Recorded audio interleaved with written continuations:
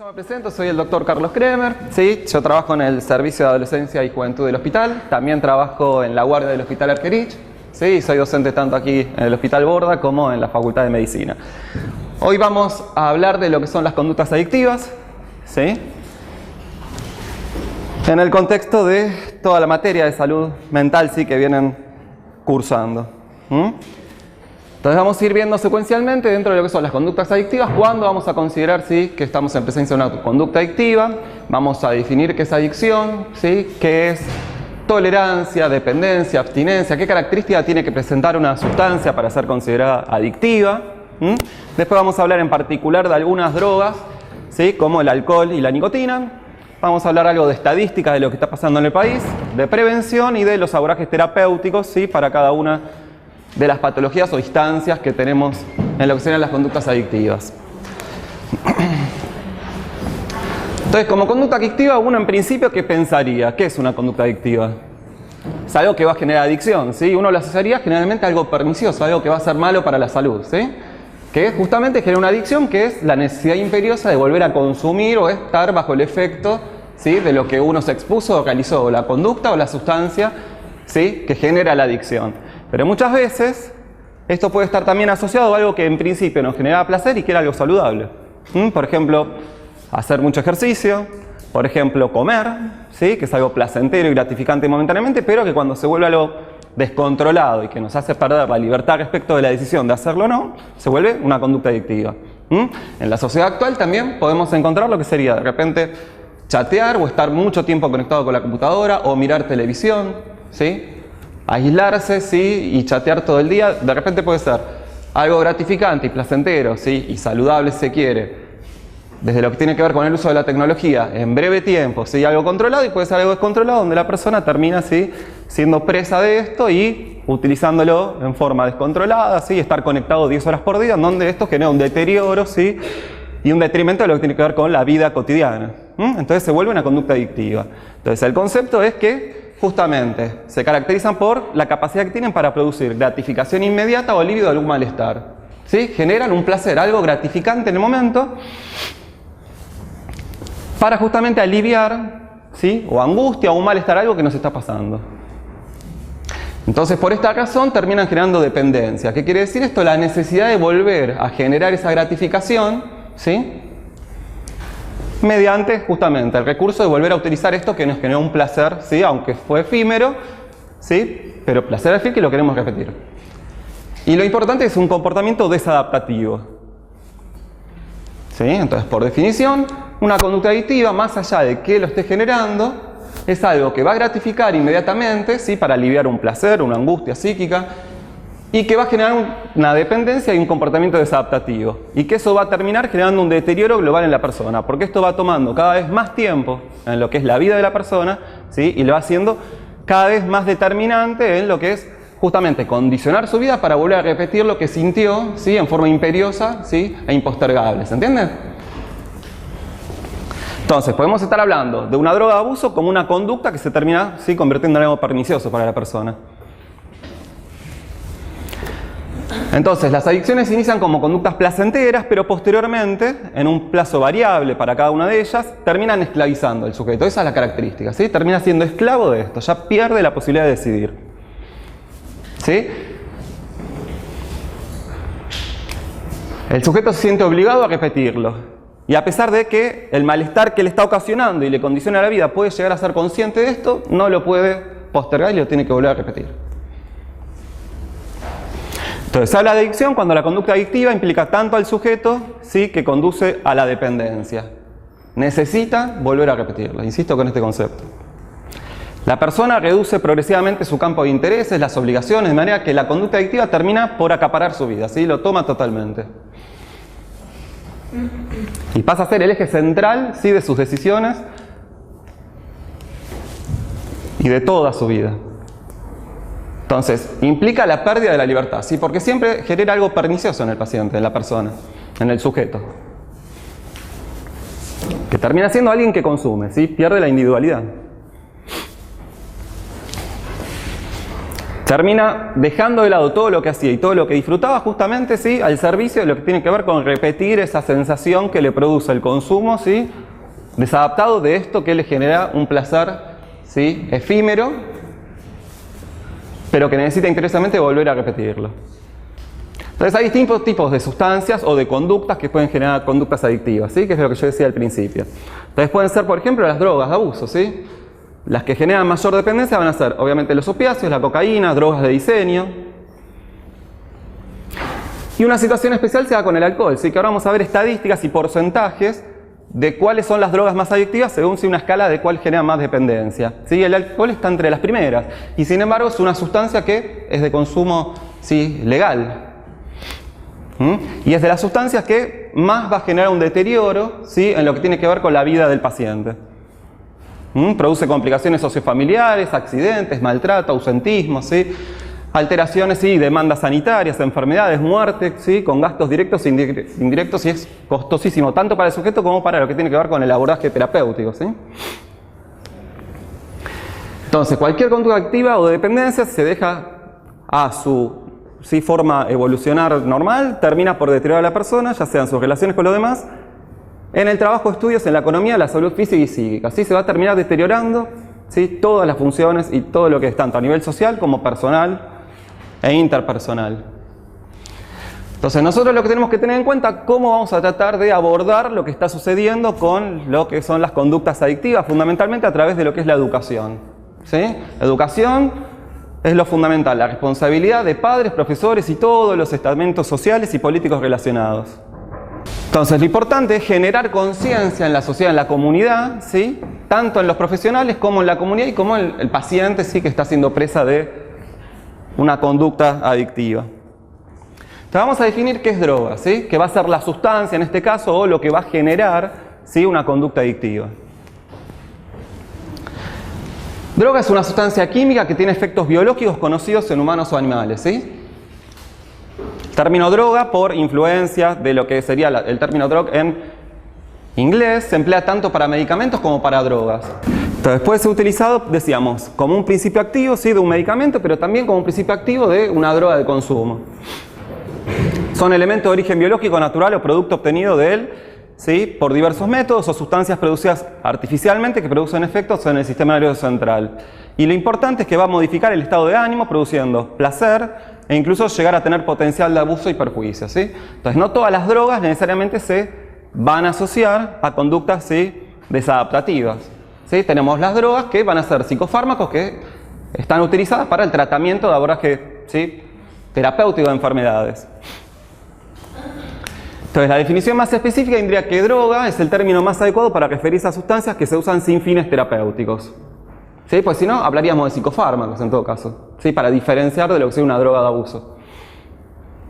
Entonces, las características que alteran aspectos afectivos, cognitivos y conductuales. Pueden ser autoadministradas y pueden inducir estados biológicos adaptativos en sus usuarios.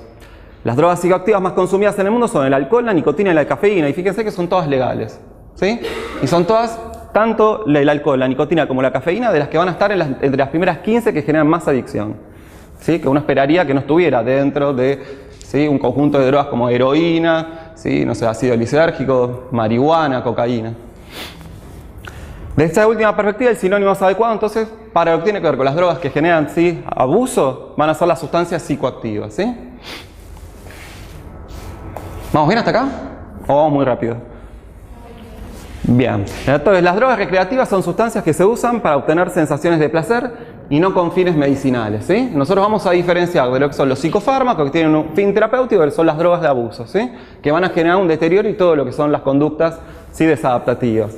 Las drogas recreativas de uso común incluyen nuevamente entonces alcohol, nicotina y cafeína, además de otras sustancias ilegales, ¿sí?, como pueden ser de derivados de opiáceos y anfetaminas.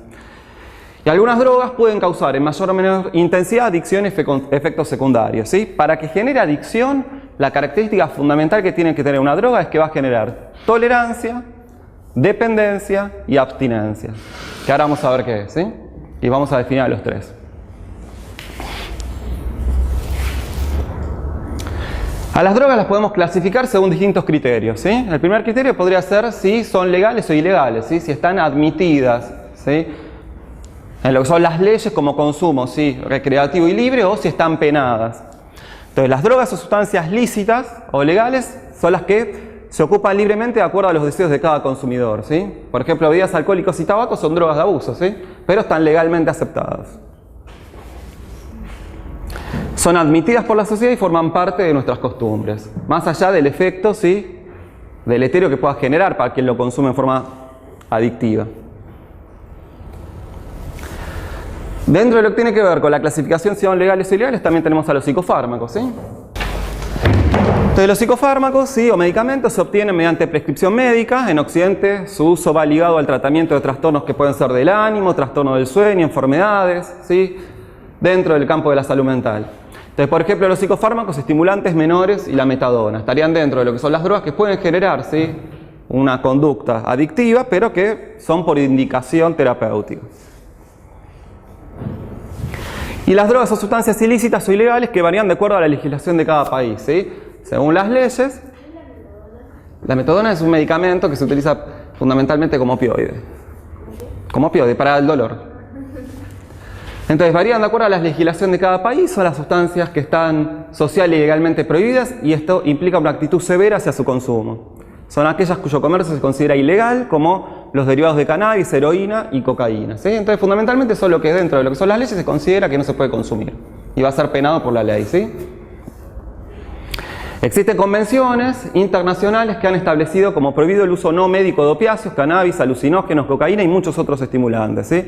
Al igual que los hipnóticos sedantes. Además, hay algunos países donde se consideran, ¿sí?, legal o no, según la legislación, algunas drogas, ¿sí? Ustedes van a ver que en Holanda lo que tiene que ver con algunas drogas está permitido y acá está prohibido, ¿sí? La gente lo puede consumir libremente y acá está penado por la ley, o en otros países. También las podemos clasificar en duras y blandas, ¿sí? No sé si escucharon alguna vez hablar de drogas duras y blandas, que es una denominación bastante frecuente. Las drogas duras son las que generan más dependencia, ¿sí?, adicción, tanto física como psíquica. Mientras que las blandas causan adicción o dependencia a nivel solo físico o psíquico, ¿sí? Serían las que generan menos dependencia o dependencia parcial, ¿sí? Dentro de las drogas duras está la cocaína, los opioides, y fíjense que aparece el alcohol, ¿sí? El alcohol, que es legalmente aceptado, genera tanto dependencia física como psíquica. Estaría clasificado dentro de lo que podría ser homologable a la cocaína y los opioides como la dependencia que generan, ¿sí? Y dentro de drogas blandas es aplicado generalmente a derivados de cannabis, a cafeína. Por lo general el término se aplica a sustancias cuyo consumo no conlleva patrones de comportamiento social desadaptativos, ¿sí? Entonces, unas no van a repercutir tanto, las blandas, en lo que sería el funcionamiento de la persona, ¿sí?, y las duras tienen, ¿sí?, un costo mucho más alto para quienes las consumen. Hay una tablita, ¿sí?, del primero al último, tenemos según el nivel de adicción que generan. Fíjense que en cuanto al potencial de adicción, la cabeza lo ocupa la nicotina, 100% de adicción que genera. Así que uno no esperaría, siendo el cigarrillo una sustancia de consumo legal, ¿sí? Después viene lo que sería metanfetamina, distintas drogas, ¿sí?, que pueden ser sintéticas o no, como el crack, la heroína, el Valium, ¿sí?, el diazepam. Y noveno, ¿sí?, en cuanto a potencial de generar adicción, está el alcohol. Y lo que es interesante también es que la cafeína ocupa un 12º puesto, ¿sí? 12º puesto. Por arriba de la marihuana, ¿sí?, el éxtasis y alucinógenos. Entonces, tanto la nicotina como el alcohol, ¿sí?, y la cafeína son mucho más adictivas, ¿sí?, que otras drogas que en principio uno pensaría que se generarían una adicción mucho más potente, ¿sí? Entonces vamos a definir qué es droga-dependencia. Y después vamos a hablar tolerancia, abstinencia, como para definir qué características tiene que presentar una droga para generar justamente, sí, la adicción. ¿Más lento? Bueno. Entonces, según la Organización Mundial de la Salud, droga-dependencia es un estado psíquico y físico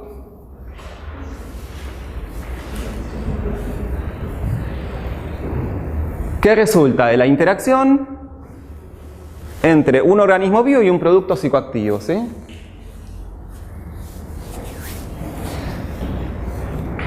Y que lo que va a generar son modificaciones en la conducta.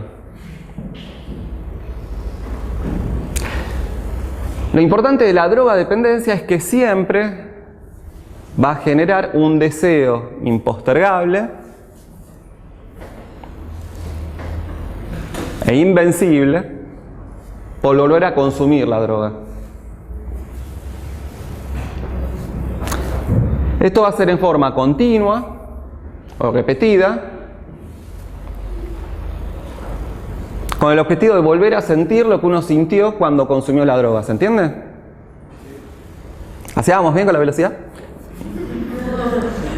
Bien, ustedes, si yo hablo muy rápido me dicen, yo trato de bajar un cambio.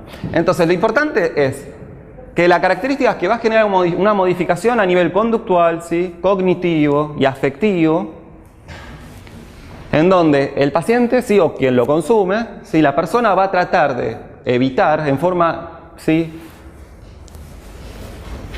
con todos sus esfuerzos, de no volver a consumir, pero incontrolablemente va a volver ¿sí?, a hacerlo, con el objetivo de volver a experimentar lo que sintió, ¿sí?, esa gratificación, ¿sí?, momentánea que genera el consumo inmediato de la droga.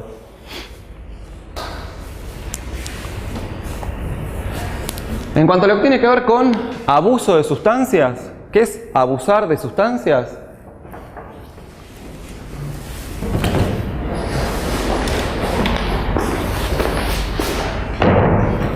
Uno puede consumir esporádicamente sustancias o tener un abuso de sustancias, ¿sí?, que no es lo mismo.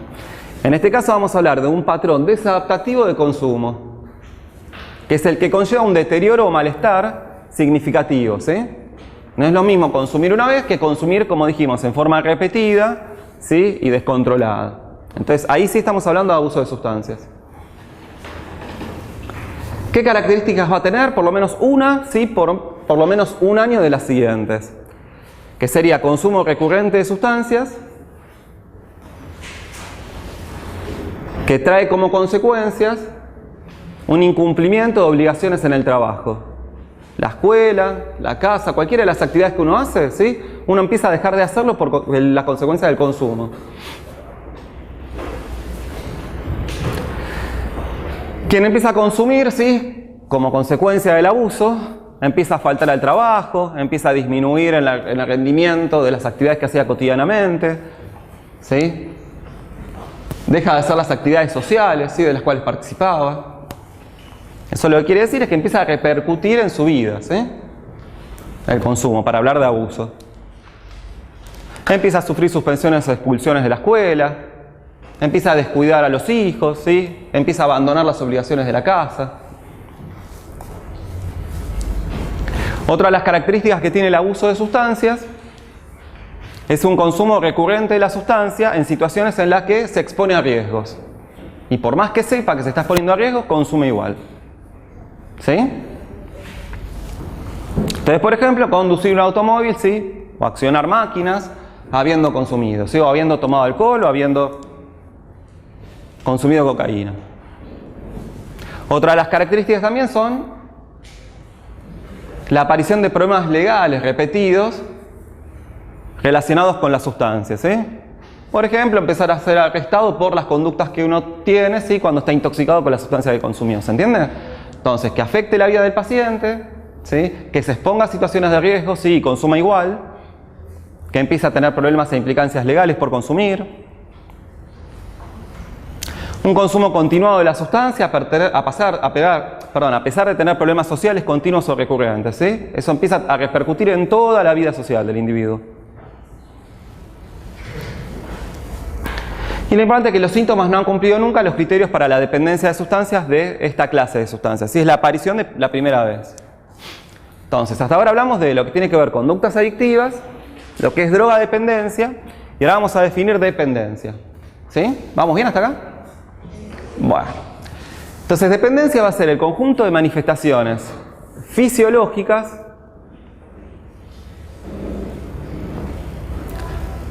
en el comportamiento y cognitivas en el cual el consumo de la sustancia adquiere la máxima prioridad para el individuo, ¿sí? Se vuelve fundamental y determinante en la vida, ¿sí? El componente esencial de la dependencia es un fuerte deseo o sentido compulsivo de usar la droga. que se ponen en manifiesto por el comportamiento de búsqueda de la misma difícil de controlar, ¿sí? Entonces hay una búsqueda, ¿sí?, imperiosa, impostergable e incontrolable, ¿sí?, que condiciona todo en la vida del paciente. ¿Se entiende dependencia?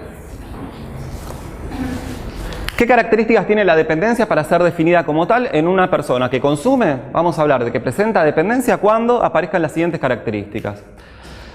La droga tiene que generar tolerancia, que ahora vamos a ver qué es, y síndrome de abstinencia. Generalmente termina consumiendo más de lo que había planeado consumir, ¿sí? Hay una pérdida de control sobre lo que consume, ¿sí? Porque dependencia no es tomar un vaso de cerveza, ¿sí?, ni 2. Es terminar tomando 10 cuando uno se propuso tomar 1, por ejemplo, ¿sí?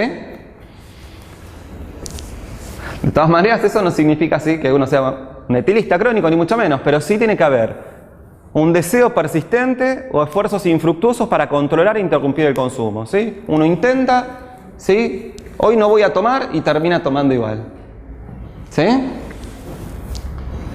Otra de las características es emplear mucho tiempo en actividades relacionadas con obtener, ¿sí?, la sustancia de consumo. ¿Se entiende? Empieza a tomarlo, ¿sí?, para el juego de palabras, al paciente, la sustancia de consumo. Eso empieza a traer como consecuencia que reduce las actividades sociales, recreativas o laborales debido al consumo.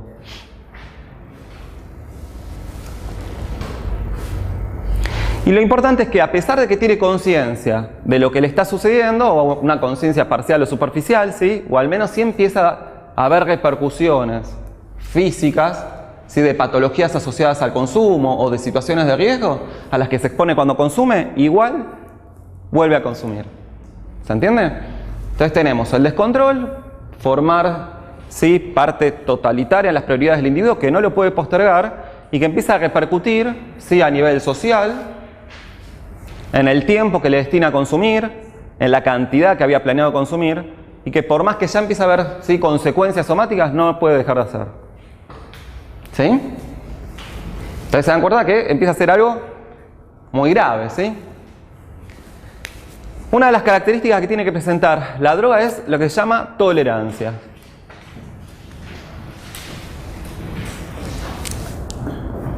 Tolerancia es que vaya bajando la sensibilidad, ¿sí?, que nosotros teníamos frente al consumo, por lo cual necesitamos ir incrementando la dosis de lo que consumimos para volver a obtener el efecto, ¿sí?, que nos generó el consumo con una dosis menor. Entonces, es la reducción de la sensibilidad a una droga después de su administración reiterada y que requiere aumentar la dosis para que produzca la misma magnitud de efectos anteriormente alcanzados, ¿sí? La tolerancia es tener que ir subiendo la dosis porque ya no nos genera lo mismo que cuando consumíamos inicialmente, ¿sí? Síndrome de abstinencia es otra de las características fundamentales que tiene que presentar una droga para ser considerada de abuso, ¿sí? La abstinencia es el conjunto de signos y síntomas físicos y psíquicos que pueden aparecer como consecuencia de la supresión del consumo, ¿sí? Nosotros dejamos de consumir y empiezan a aparecer síntomas y signos en el cuerpo y a nivel psíquico, ¿sí?, en la persona que consume. Una de las características sobresalientes es la presencia de una necesidad irresistible de volver a tomar la sustancia para reducir los síntomas, ¿sí? Entonces nosotros dejamos de consumir, aparecen, ¿sí?, toda, ¿sí?, una serie de síntomas y signos que hacen que nosotros necesitemos volver a consumir para que los síntomas se reduzcan. Vamos a empezar a hablar ahora en profundidad de lo que tiene que ver con el alcoholismo, ¿sí?, y el tabaquismo, que son de las dos drogas que vimos que más adicción generan, ¿sí?, que más perjuicio van a generar y que son legales. Entonces vamos a empezar por lo que es el alcohol. La Organización Mundial de la Salud reconoce que el alcohol es una droga de abuso, ¿sí?, porque genera dependencia, tolerancia y abstinencia, que esa es la característica fundamental para hablar de lo que son las drogas de abuso, ¿sí? Se sabe que va a ser euforizante, desinhibitoria y depresora del sistema nervioso central desde hace siglos y según las dosis de alcohol que nosotros ingiramos. Y obviamente, como yo dije, tiene la capacidad de generar dependencia porque genera tolerancia y adicción. El etanol, ¿sí?, es un tóxico celular, lo que conlleva, ¿sí?, a que como consecuencia del consumo afecte distintos órganos, ¿sí? Ustedes vieron pacientes o personas que están alcoholizadas, ¿no? En algún momento. ¿Y qué consecuencias le genera? Tanto en el caso agudo como crónico. Bueno, ahora vamos a ver por qué es que genera esto. Las complicaciones médicas más frecuentes de la dependencia del alcohol son cirrosis hepática, ¿sí? Afectaciones en el hígado, neuropatía periférica. Esto es lo más frecuente en el consumo crónico, ¿sí? Daño cerebral. Es muy frecuente, ¿sí?, que el daño cerebral genere después a largo plazo demencias vasculares, ¿sí?, electritistas crónicos. Y cardiomiopatía, ¿sí? También gastritis y pancreatitis son frecuentes, ¿sí?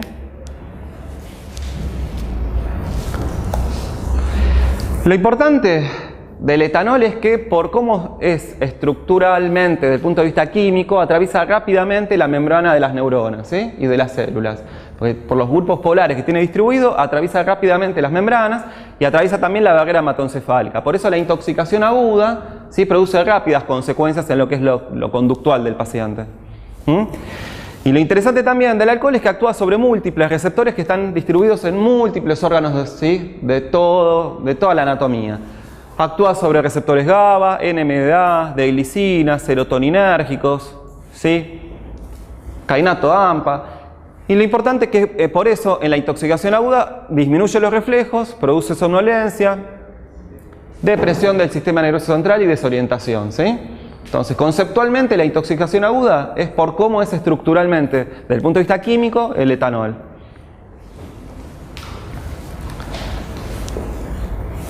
Para tener un concepto, ¿sí?, grande de cómo es que se produce lo que es la dependencia, ¿sí?, acá el principal neurotransmisor involucrado en la generación de lo que va a ser la dependencia por alcohol, como todas las drogas de abuso, va a ser la dopamina, ¿sí? Todas las drogas de abuso hacen que aumente la liberación de dopamina desde el área tegmental ventral, que sí son neuronas que están en el sistema nervioso central. La dopamina lo que va a hacer es ir a estimular todo el sistema límbico. ¿Oyeron hablar del sistema límbico? ¿Que tiene que ver con qué? Con las emociones, ¿sí? Entonces, la droga de abuso estimula el área tegmental ventral. Se libera dopamina, la dopamina va a estimular a todo lo que es el sistema límbico y esto genera la sensación de placer, ¿sí? El efecto sobre lo que tiene que ver con lo afectivo, lo emocional, con esta sensación de bienestar, ¿sí?, de placer en el momento del consumo. Cuando uno deja de consumir, baja la dopamina y se genera lo que va a ser justamente el síndrome de abstinencia, ¿sí? Y lo que tiene que ver con la sensación de falta de placer y de gratificación después que uno consume.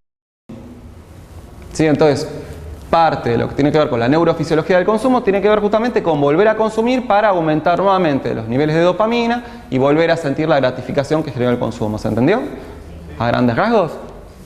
Es bien simplificada la vía que tiene que ver con lo que se llama refuerzo positivo en el consumo de sustancias psicoactivas. Entonces vamos a ver qué genera la intoxicación por alcohol, ¿sí? Esto no es una clase de alcoholismo ni mucho menos, es por lo menos tener una noción general de lo que nos va a generar consumir en forma aguda como crónica alcohol y nicotina nucleótido. Entonces, obviamente la intoxicación por alcohol, si es algo agudo, lo que requiere es que haya una ingestión reciente de alcohol, ¿sí?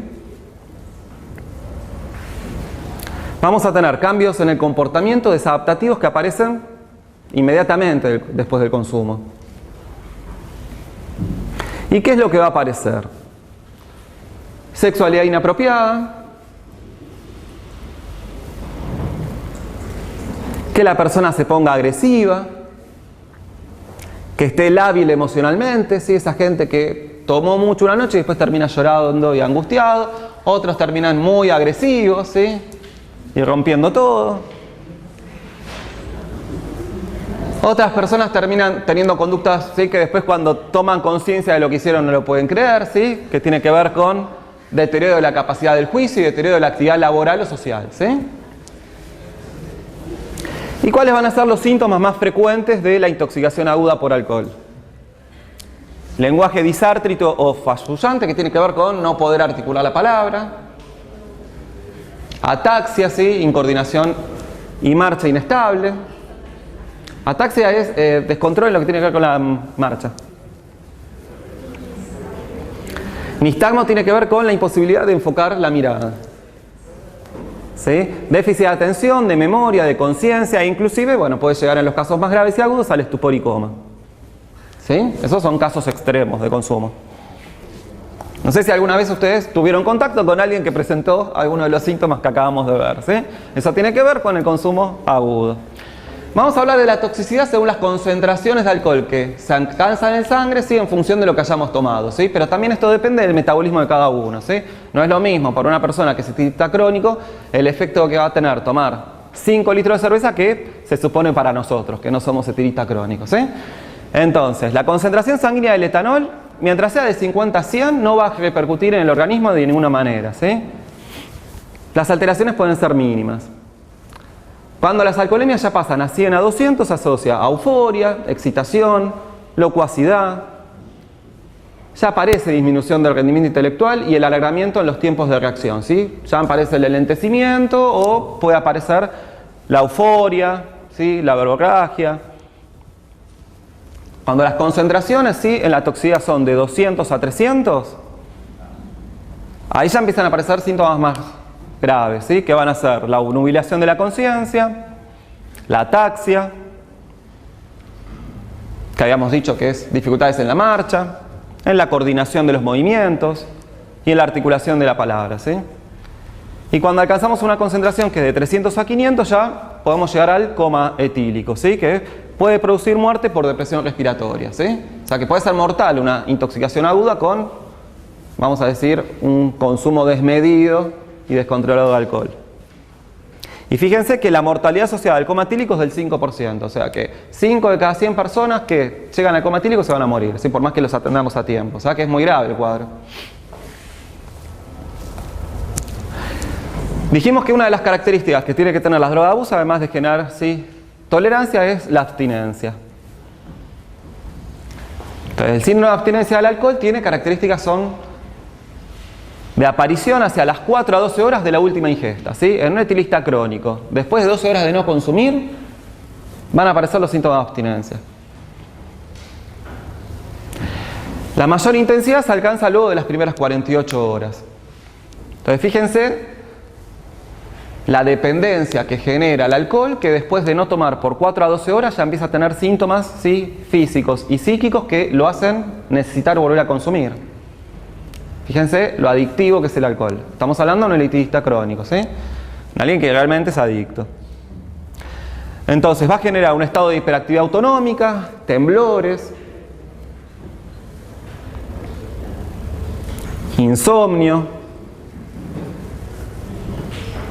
náuseas o vómitos, alucinaciones, ilusiones, agitación, ansiedad, crisis epiléptica, ¿sí? Todo esto le puede pasar al paciente que consume alcohol y que de repente lo deja hacer por 4 a 12 horas, ¿sí? O sea que el síndrome de abstinencia es de manifiesto. Uno de los cuadros característicos del síndrome de abstinencia, ¿vamos bien a esta velocidad? ¿Estamos bien? Bueno, cualquier cosa me dicen. Uno de los cuadros característicos de lo que sería el síndrome de abstinencia es el delirium tremens. ¿Escucharon hablar alguna vez de delirium tremens o delirium? Bueno, a lo largo de la carrera lo van a ver muchas veces, ¿sí?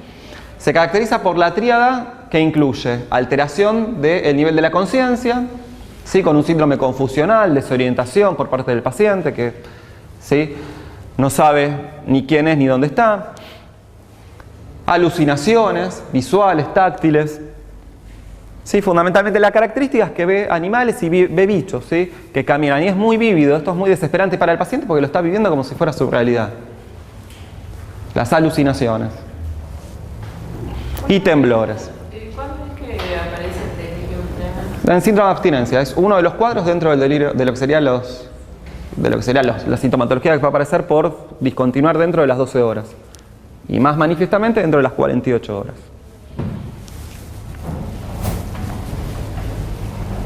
Es uno de los cuadros dentro del síndrome de abstinencia. El delirium tremens también es una urgencia, ¿sí? Sin tratamiento la mortalidad es del 20% y con atención es del 5%. Eso quiere hablar de que es un cuadro muy muy grave, ¿sí?, dentro de lo que serían los síndromes de abstinencia.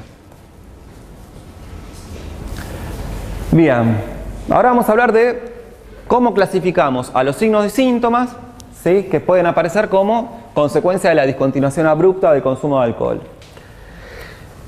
Entonces, los que están asociados a hiperactividad autonómica van a ser taquicardia, hipertensión, temblor, fiebre, empieza a hiperventilar, a respirar, ¿sí?, con mayor frecuencia.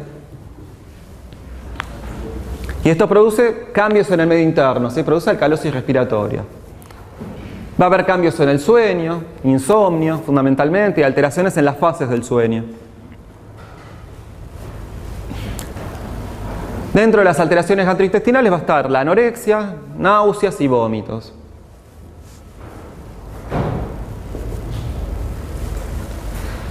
Las manifestaciones psicológicas son las más importantes desde el punto de vista, ¿sí?, de lo que sería la salud mental, porque genera ansiedad, agitación, inquietud, irritabilidad, falta de concentración, alucinaciones, alteración de la memoria. Fíjense la gravedad de los síntomas que produce los síntomas de abstinencia dentro de lo que tiene que ver con el consumo de alcoholismo, de alcohol crónico.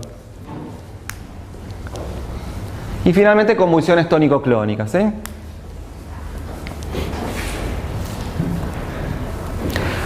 Otro de los trastornos inducidos, sí, es el síndrome de Wernicke-Korsakoff, ¿sí?, que es muy frecuente, así como el delirium tremens, dentro de lo que es el consumo, ¿sí?, y lo que es la abstinencia por consumo de alcohol. Entonces, la característica va a ser que es una enfermedad neurológica por deprivación de vitamina B1, ¿sí?, de tiamina,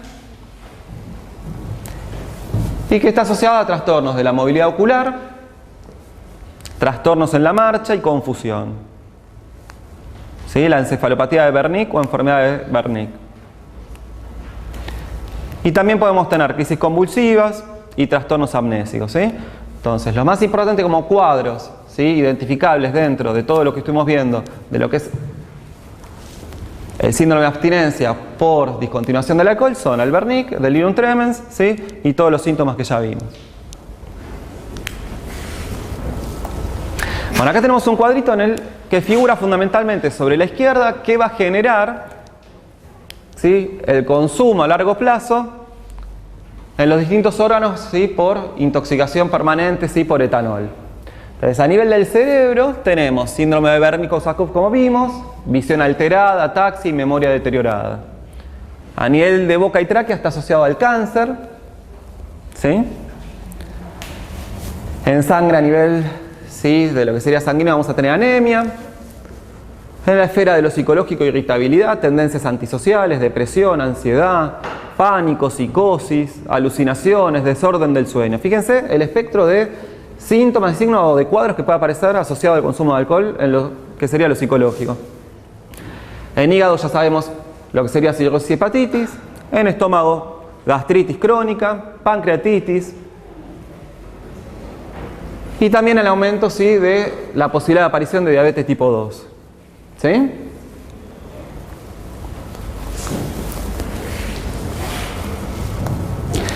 Vamos a empezar con lo que tiene que ver con nicotina, ¿sí?, con el tabaquismo. ¿Alguna pregunta hasta acá de lo que estuvimos viendo?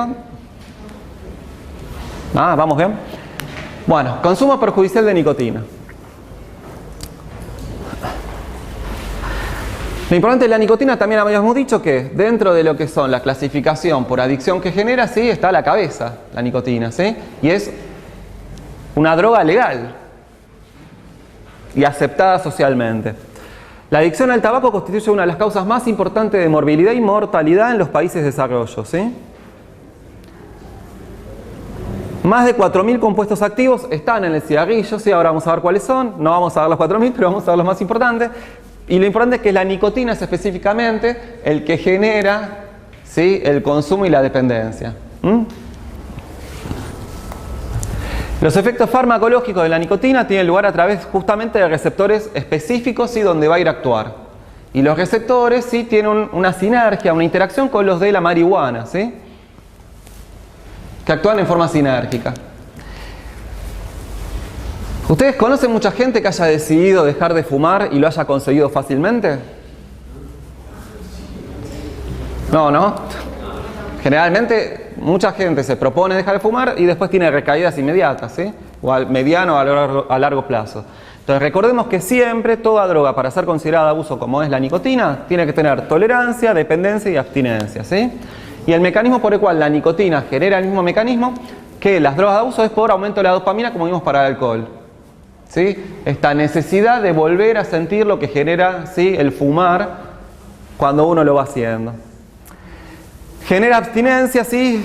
Y dentro de la abstinencia vamos a tener distintos, ¿sí?, síntomas que tienen que ver con irritabilidad, ansiedad, disforia, dificultad en la concentración.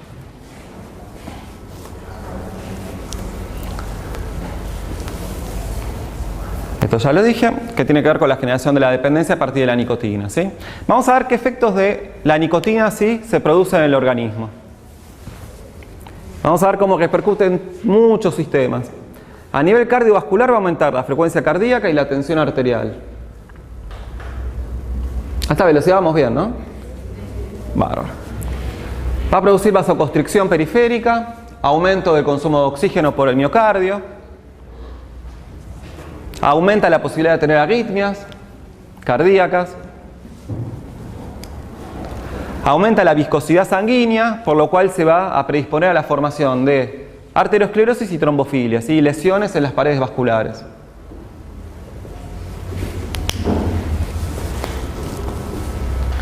A nivel gastrointestinal puede producir náuseas, vómitos, diarrea e hipersalivación. Cambios en el metabolismo lipídico, ¿sí? Aumenta el colesterol, los ácidos grasos, los triglicéridos.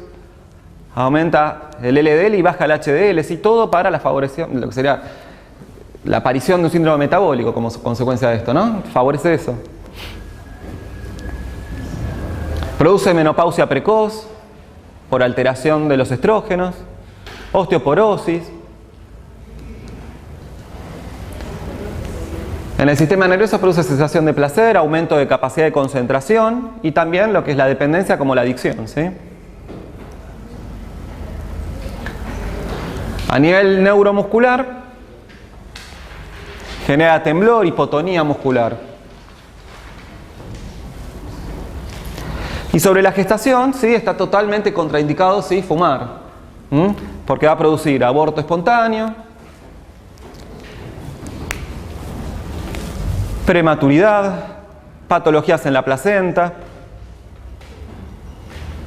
riesgo de bajo peso al nacer y alteraciones también por la aparición de embarazos ectópicos. Fundamentalmente va a generar alteraciones en la circulación sanguínea fetal y placentaria, donde aumenta la carboxihemoglobina, ¿sí?, y la oferta de oxígeno para el feto. Altera lo que es la circulación. Entonces trae como consecuencia todo esto. Claro. ¿De verdad aumenta la capacidad de concentración? Y sí, mucha gente se concentra, ¿sí?, porque aumenta el estado de alerta. Hay que dejar de fumar de todas maneras. Bien, respecto de la clínica de la abstinencia, las capacidades de generar síntomas es, ¿sí?, van a ver que es muy potente, ¿sí? Los síntomas desde mareo, sudoración, cefalea, insomnio, somnolencia, aumento del apetito, estreñimiento, ¿sí?, porque actúa sobre todos estos órganos que estuvimos hablando. Signos: vamos a tener alteraciones en el electroencefalograma, disminución de la frecuencia cardíaca y de la tensión arterial. Y lo más interesante por ahí es tener en cuenta los cambios psicológicos que tienen que ver con el deseo irrefrenable de volver a fumar, cambios en el estado anímico y después disminución de la atención, ¿sí?, tanto por no poder concentrarse como por fallas amnésicas recientes.